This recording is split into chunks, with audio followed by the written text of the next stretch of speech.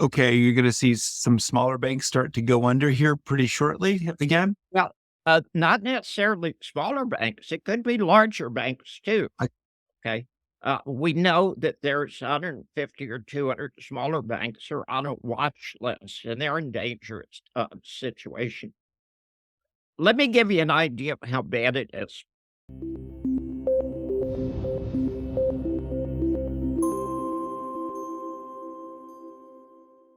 Bob Moriarty, how are you? I'm doing good. How are you, Andy? I'm doing really well. Offline, you said, hey, we're talking about this at an interesting time or a good time because it's about to hit the fan. So let's, where do we start with that? Talk me through to about, well, let's start with the banks and the financial system. This was hitting the fan, I thought, 9 months ago, a year ago. And they seemed like they stopped. Well, I wasn't they stopped it, but they delayed that. So where are we at now? They did. And strange enough, that's why this interview is so timely. The Fed panicked as they should have a year ago in March, and they came up with the bank term loan facility. And basically, these hundreds of banks that they've got on the list, and they know the banks are insolvent, they said they could borrow as much money as they wanted to make their numbers balance. Okay. But it was a loan. It didn't create any new wealth. It was a loan. And do you know when the bank term loan facility ends? I have no idea. 5 days from now. So, as you said, it's about to hit the fan. So, if it ends in 5 days, well, can they do it again? I mean, that's the next question. What then? What? Well, that's the kicking the can down the road, and I thought the system was going to come to a screeching halt in 2008. And it came very close to it, and they poured money into the system, which of course just made it worse. I'm not sure. I know the term loan facility ends on the 11th. I'm not sure when the banks have to pay the money back. I don't know if it has to be paid back by the 11th or there's some schedule. However, literally trillions of dollars were advanced to these banks that are underwater, and they're still underwater, okay, if not worse. There are two issues now that are not discussed very well. One is derivatives, and the other is the banking system. The derivatives are what caused the GFC in 2008, and it was solved by pouring bales of $100 bills on fire.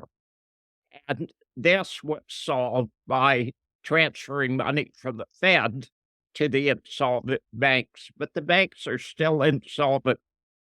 Let me point something out to you. I've never heard anybody say this, but it's important for your listeners to understand. Banks make money by loaning long-term and borrowing short-term. Right. They go out to their local neighborhood and they collect $100 million in deposits that are nothing but a loan to the bank. And then they loan out $1 billion in real estate. Now, there is an inherent problem in that because they're borrowing short and lending long. Any bank, no matter how well financed, no matter how well run, you can have a bank run. Now, I suspect the Fed is well aware if they had a series of cascading defaults in all these small banks, I think there would be a bank run. In 1932, a bank collapsed in Austria called the Credit Anstalt. It was a Rothschild bank. The depression was on, and it collapsed. And it caused a series of cascading defaults that led to the entire banking system in the United States being shut down as soon as Roosevelt took office in 1933. And the same thing could easily happen again. But it's very important to understand a bank run has nothing to do with the quality of the bank, has nothing to do with the management of the bank. It has to do with this imbalance between short-term loans and long-term loans. So that's something. Bank runs can occur at any time. They are a psychological thing. But when the Fed and the Treasury are actually listing hundreds of banks that are insolvent, I mean, that's sending a message. The banking system is in very bad shape now. It's very dangerous. You've seen what's happening in China.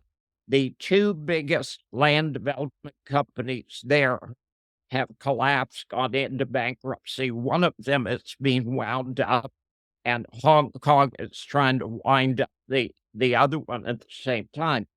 That's going to cause a knock-on effect. Now, let's talk about the assets of a bank. When you see a bank has $10 billion in assets, what does that mean? What are the assets? Where do they come from? They come from people like me that have a mortgage or Yeah, absolutely correct. That's part of it. But what else? they come from big commercial companies, if you would, that have commercial real estate.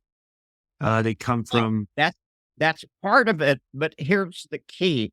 They are required in most countries to invest a certain amount of money in government bonds in the theory that the government bonds are safe.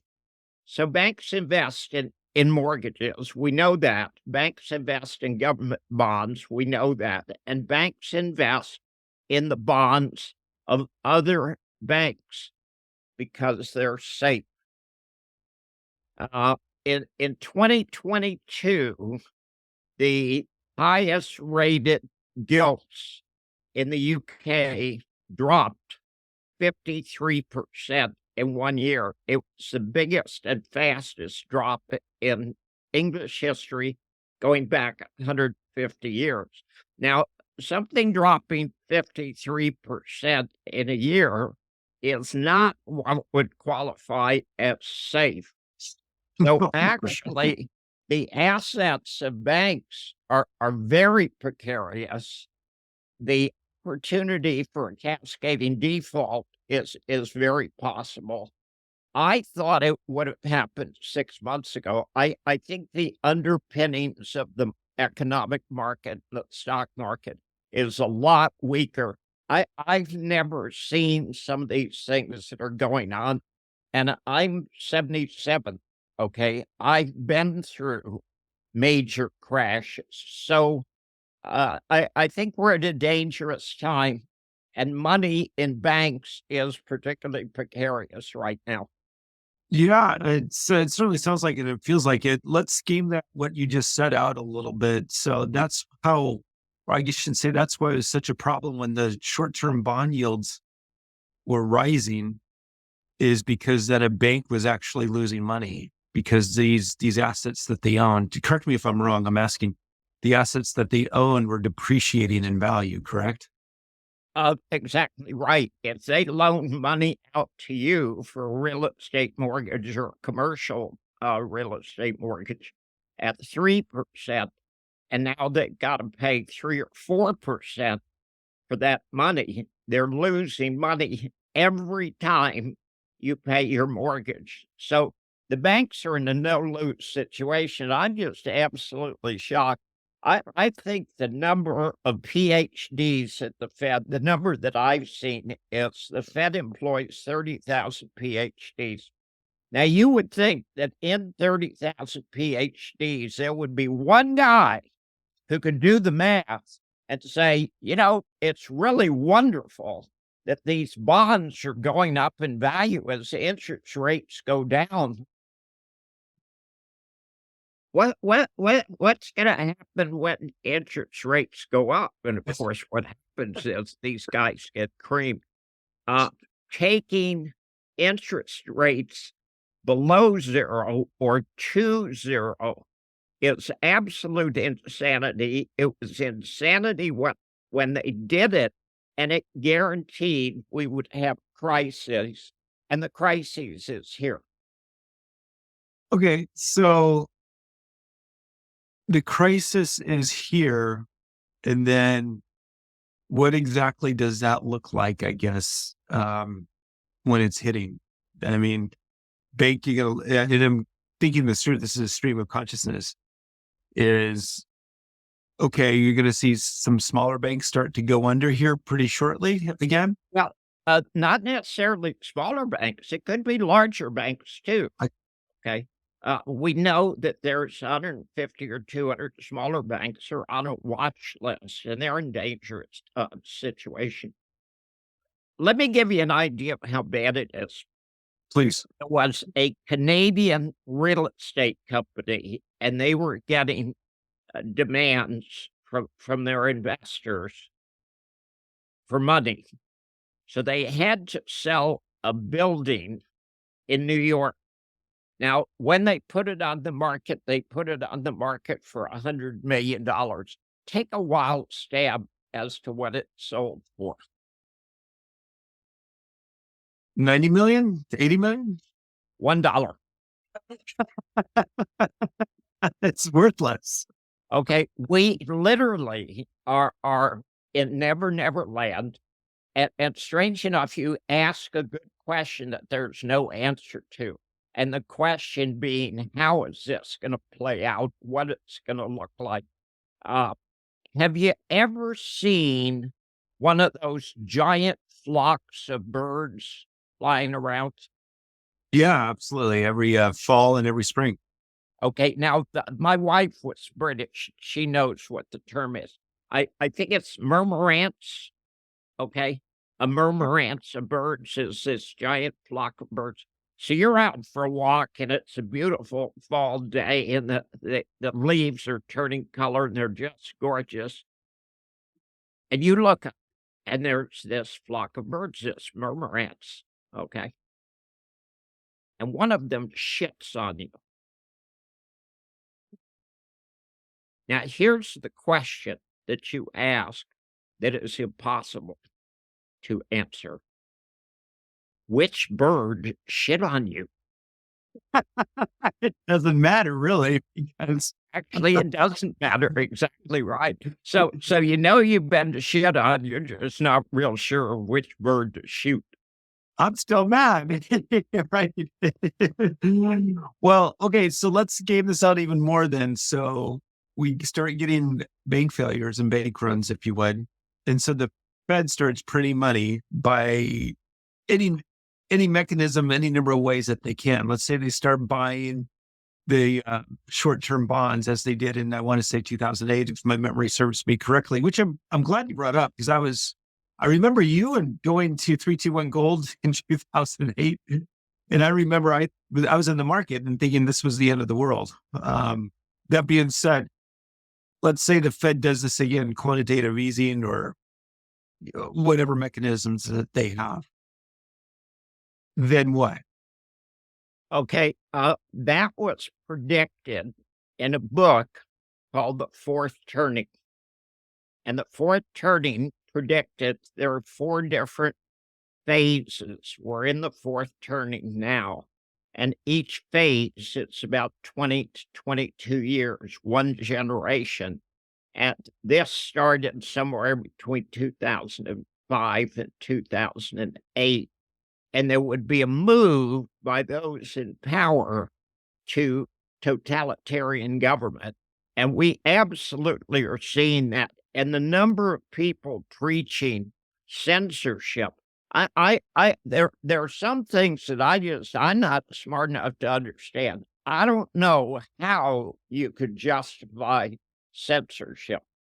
But there's lots and lots of people saying, we need to censor people that we disagree with. And I'm just, really? Yeah. Isn't that like being a slave? Yeah. The same thing is true of the immigration issue. I've never heard anyone actually try to justify 10 or 15 million illegal immigrants. Okay. It seems to me like that's total insanity. I hear the mayor of New York City say, well, what we should really do is we should give each of those illegal immigrants that have made it their way to New York City, we should give them $10,000. And of course, that makes me want to go to Mexico. Don't laugh at me. I'm No, I agree. sometimes I get really smart. I'm gonna go down to Mexico. I'm gonna buy one of those big sombreros, and I'm gonna come back and I'm gonna swim across the Rio Grande, or actually walk across the Rio Grande, and I'm gonna say, okay, guys, I want to go to New York City. Where's my 10 grand? And we'll put you up in a hotel too. Yeah, exactly. First class hotel. He wanted to justify it on the basis that they would spend the money in the economy. Okay, that's one of those things that's true, but it's absolutely meaningless at the same time. When you were a kid, did you ever play Monopoly with somebody who cheated? Yeah, of course. Okay, if somebody's got the bank, okay, and they keep throwing $100 bills out, it's monopoly money. Don't ever forget that. It's monopoly money. And I'm wondering, how does a guy become mayor of New York City and he doesn't understand economics any better than a 5-year-old child would? Right. So the fact of the matter is we're in a very dangerous position because of the banking system and because of derivatives. And derivatives is actually worse than the banking system. We've got some numbers on the banking system and people monitor the banks, but nobody even knows what the total number of derivatives are because there's so many deals that are done off the balance sheet. So there's no place you can go and look it up. Yeah, let's talk about that. And again, I remember reading your articles again years ago about the derivative problem. And yeah, let's game that out. Okay, you got a derivative problem. What exactly does that? I mean, how do you process all that? I mean, what does that mean? You have to take it in pieces. And most of the people who talk about derivatives, frankly, they may be correct in their assessment, but they're incorrect as far as their knowledge. Okay, there are derivatives on lots and lots and lots of things. Sure. What financial area do 2/3 of derivatives come from? I don't know. $18 could be gold, could be silver. It's the interest rates. Okay. Do you understand that derivatives are a zero-sum game? Yes. Okay, it's like commodities. There's one winner and there's one loser. Right. Now, if interest rates change 53% in 1 year on the highest rated British gilts, what does that mean in terms of gains and losses? You had a big winner and you had a big loser. Absolutely correct. Now, which of those is meaningless? Well, which of those means if you won and the party that you won against, if you would, decides not to pay, that would mean the winner is. You just picked up the weak point. Okay. Strange enough, if someone enters into a commodities contract or enters into a derivative and they make $100 million, it doesn't change anything. It doesn't hurt the economy at all. However, if somebody makes $100 million, somebody has to lose $100 million. And you just nailed the flaw in derivatives. Now, the theory of derivatives is that derivatives spread risk across multiple people. The actual practice of derivatives is that it doesn't spread the risk, it concentrates the risk. And that's certainly what we saw with I can't even think who it was that we bailed out, the London derivatives in 2008. Yeah, I remember that. I think it was Goldman Sachs. Yeah.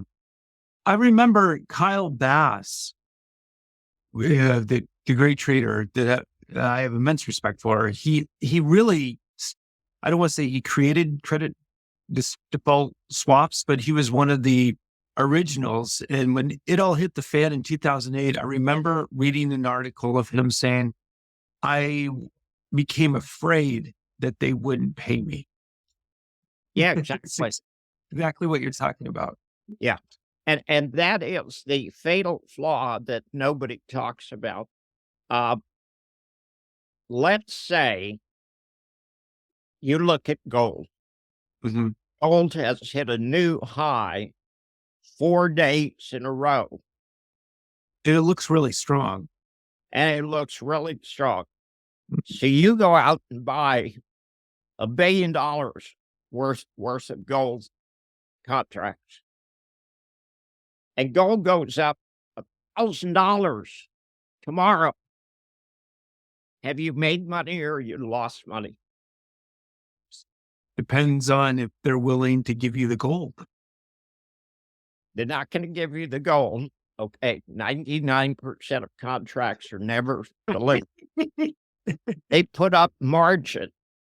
But what people don't understand is that if gold went up $1,000 a day, nobody could meet the margin call. So in fact, if you buy $100 million worth of gold futures and gold goes up $1,000 in a day, you actually lost money because you lost everything that you put up in the first place and that imaginary gain.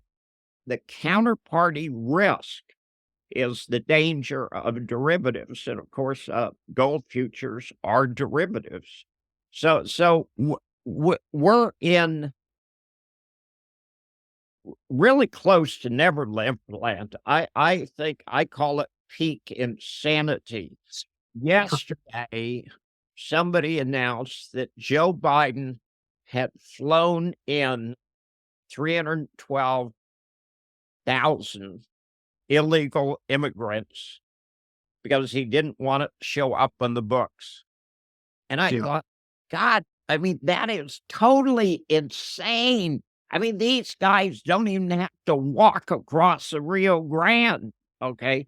We're going to fly them in, and they're going to go to New York City and they're going to collect 10 grand. But what am I missing? I mean, I obviously am missing something here because that sounds like the dumbest idea I've ever heard of. Yeah, I would agree with you. But let's get back to the derivative point, because I remember, I want to say 5 years ago, or I don't remember exactly the year time ago, but the LME had an issue with nickel. Yeah. They couldn't cover, or they couldn't meet the so let's project that into precious metals, or really let's talk about what the LME did. Tell me about it. Okay. Somebody went out and bought, let's call it $1 billion worth of nickel, and a counterparty couldn't deliver. Yeah. Okay. So they were owed, let's say, $5 billion. Yep. What did the LME do? Didn't they threaten or file bankruptcy? Nope. Tell me. They canceled the contract. That's right. They canceled the contracts. Why would you trade on the LME now? No. Why would you trade derivatives or futures? Exactly. Okay. Exactly. uh, I get in trouble with every interview because, first of all, I don't think that manipulation is meaningful. I don't deny manipulation. All financial markets are manipulated. I just deny it being meaningful. Okay. If every financial market is manipulated, why would you give it shit? Okay. We know that the interest rates are manipulated. We know currencies are manipulated. We know the S&P is manipulated. We speculate about gold and silver being manipulated. But if everything is manipulated, who gives a shit? Okay. Knowing that gold is manipulated, is that a buy signal or is that a sell signal? Oh, God, I think I'll go buy gold. It's manipulated. Really? That sounds like a really dumb reason to do it. But I talk about gold and I talk about silver and platinum and palladium and rhodium as insurance policies against financial chaos. And there will be comments a lot of times after the interview. And it's not on Moriarty's stupid. Gold is money. I don't care if gold is money. Okay. I own physical gold because it's an insurance policy. It's sold whether it's money or not, or should be money or not. I don't care because I know the counterparty risk in derivatives is giant. I know the counterparty risk in commodities is giant. Don't even talk to me. Do not mention the B word, okay? Because the B word went from $60,000 to $69,000 to $62,000 in 2 days, okay? Excuse me, somebody's got to be losing a lot of money. Okay, I try to stay away from those kind of investments, but we're at a very precarious time. There is a very convincing argument for owning some physical gold and some physical silver because you could have all the contracts in the world, and if gold goes up $1,000 a day, COMEX is going to cancel the trade. Right. And that's what you would expect to happen. And again, just stream of consciousness. Well, you wouldn't expect to. Whoever was holding the $5 billion profit nickel was really surprised. Yeah. Interesting. All right. So then I guess another question then is like, how does this, we don't really know. It's just theoretical. What's next? I mean, okay, the shoe's dropping then, and then what would you be looking for? I would be looking for that flock of black swans. And wouldn't be terribly concerned about which one of them took a shit on my head. I would be just terribly concerned because I know with that many black swans, somebody's going to want to take a dump, and you don't want to be standing underneath it when he does it. Right. Right. There are people predicting the future, and I don't think you could predict it. I see things that absolutely stagger me. I've never read about, I've never seen. It's so precarious. Ukraine, it's the dumbest war I have ever heard of. Okay. It served absolutely no purpose whatsoever. Zelensky just came out. Do you know what he said about the number of Ukrainian soldiers who had been killed? Tell me. 31,000. No. Yeah, that's what he said. That's what he said. Oh, That's the good news. Right. But the bad news is He's lying. somebody else came out with the number of Ukrainian soldiers missing, and that was 700,000. When I read that, I just went, "Holy cow! Okay, that's a lot of missing Ukrainian soldiers." And then you look at the thing in Gaza. I mean, Gaza is a tragedy. I don't care how you call it. Which side you're on. It's horrific. It's amazing that's going on. Now, let me talk to you about insanity. The smartest guy I've ever heard of defined insanity as doing the same thing again and again and again, expecting different results. There are 2 million Muslims and Christians in Gaza on the verge of starvation. There are children dying of starvation daily. Biden just announced the United States Air Force dropped food supplies to Gaza. Now, if there were 2 million starving Muslims and Christians, what would dropping 38,000 meals accomplish? Very little. It PR. would not even be measurable. Right. Okay. I was a pilot, and I know how that works. And when you're flying an airplane, you got a load of MREs in the back. You have 38,000 of them. It gets lunchtime. Okay, so you tell a crew chief, "Hey, heat up some boiling water." So they didn't drop 38,000; they dropped 37,999. So we are at peak insanity. I don't know exactly what's going to happen. I just know bad things are coming.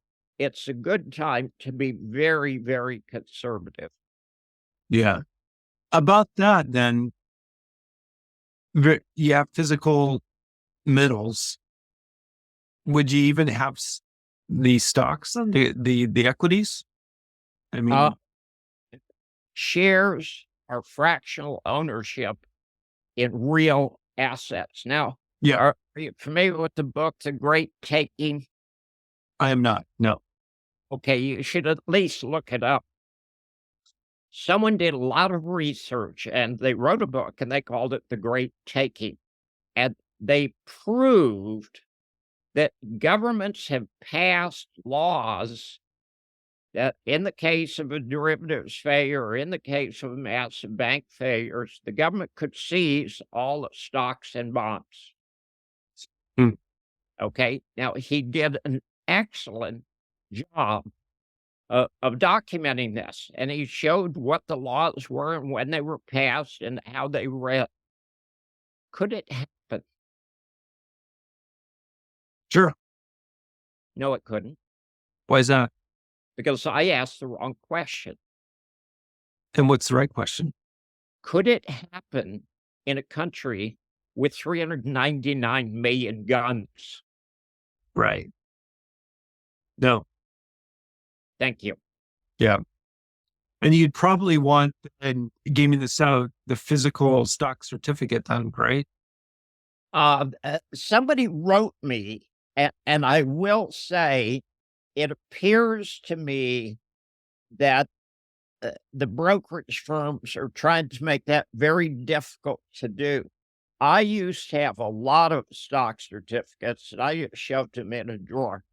If they ever go up, okay, and my stocks never go up. My stocks always go down. If they go up, I'll be able to do something other than use them as wallpaper. But someone wrote me and said, so-and-so has said we need to hold physical share certificates. How do I get my broker to do that? And they're really making that impossible to do. They're doing that for 2 reasons. One is they're mentally preparing or physically preparing to seize all the assets. And the other is the IRS and taxing authorities want to know who owns what. So we're in this interesting situation that, in theory, if you were holding a share certificate, you would still have something of value. But in practice, I'm not sure you can go do that any longer.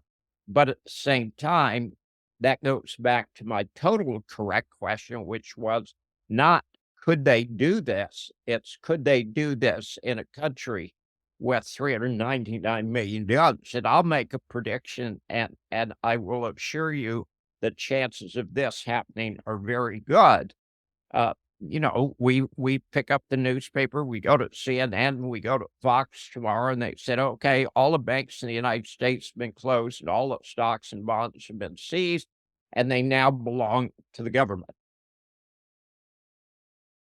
There would be a run on bullets, okay? Yeah. And we use everyone who ever worked for the government as target practice.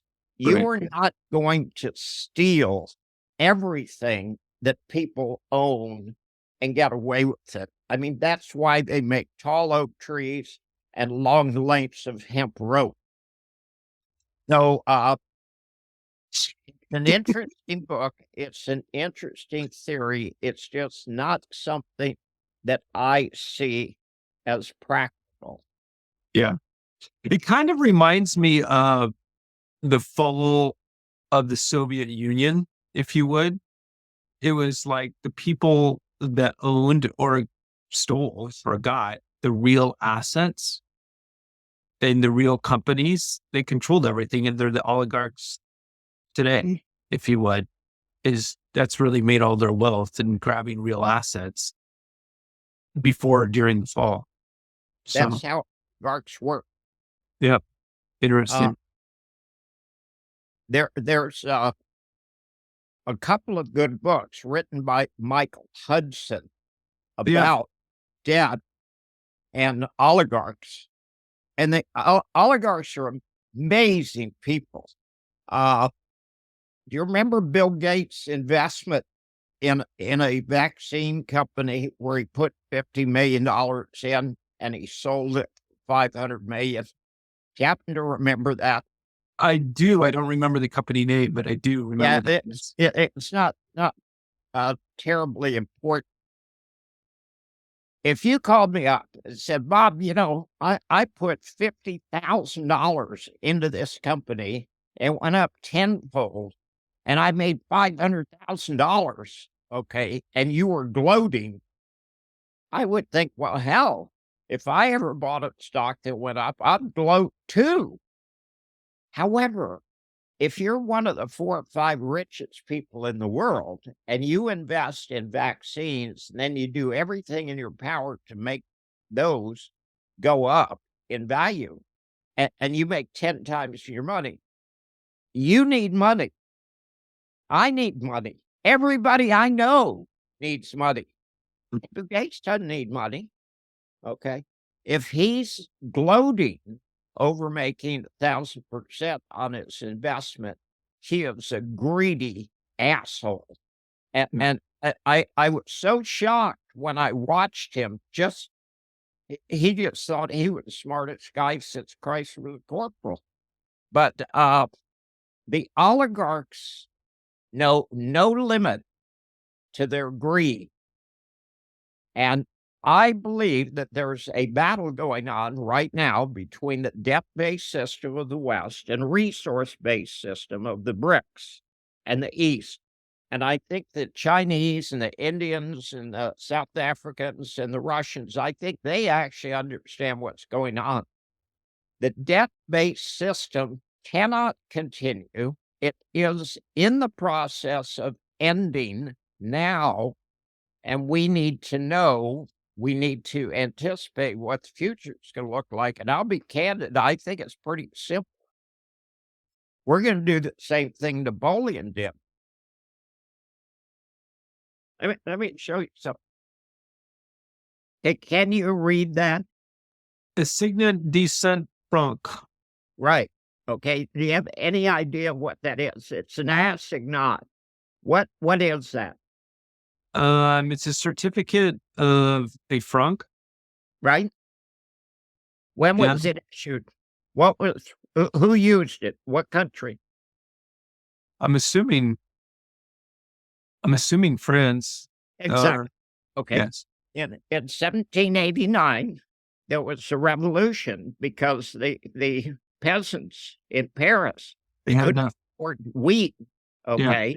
And Louis XV had bankrupted the country because he got involved in the American Revolutionary War and bankrupted the crown. Okay. So there was a revolution. and they seized all the assets of the Catholic Church. They chopped the heads off 40,000 people, and they printed this paper money, and they printed it unlimited quantities. And of course, when you do that, same thing happens that's happening in the United States and the world today. The money becomes worthless. Right. Assignats failed, and then in 1795, they had another currency called the mandat, and that failed. And then in 1799, a French colonel named Napoleon took over. And he said, "This is bullshit. Okay, we're going to go back to real money, gold and silver." And literally, there was a golden age for about 100 years in France. When your money changes value daily, when you have no idea of what the value of the money is going to be tomorrow, you get this giant transfer of wealth into the hands of the oligarchs, away from ordinary people. The stability of every country is based on the strength and the number of the middle class. The middle When you class. destroy the middle class, you have destroyed your society. So we have these obscenely wealthy people. I'm not taking anything away from them in terms of brilliance. I'm just saying, at what point does it become excessive? Have you seen Bezos' yacht? I have actually. It looks like a cruise ship. I have landed on aircraft carriers that were not that big. Yeah, that's crazy. Okay. Now then, if a guy has to have a yacht that big and his girlfriend looks like a hooker, how big a dick does he have? And the answer is not very big. Oh, well, we live in interesting times, Bob. We do, and strange enough, when I was 20, I was on top of the world. I was flying the F4, hottest fighter in the world. I thought, damn, this is really cool. I'm getting paid to do this. I take jet fuel and turn it into smoke and noise, and I get paid to do this. And I looked at really old people like you, and I said, "Man, I don't ever want to get to be that old. I hope something happens to me first." Yeah. And now I look at guys like you and I think, my generation has really screwed it up for him, but it's his problem. It's not my problem. Uh, we're going to go through interesting times. It's going to be a challenge. It's going to be very dangerous. And we'll make it through. We always do. We always do. Well, Bob, I want to just thank you for your time. I'd love to have you on again to talk about the BRICS and working that through. I think that's really the next topic I'd love to chat with you about, and we can talk for hours. But I just want to thank you so much for your insight, your wisdom, and your time, and would love to have you on again. I'll be here. All right. Thanks, Bob. Bob Moriarty. You almost screwed it up. I always do. All right. Thank you. Have a good day. Good deal. Thank you.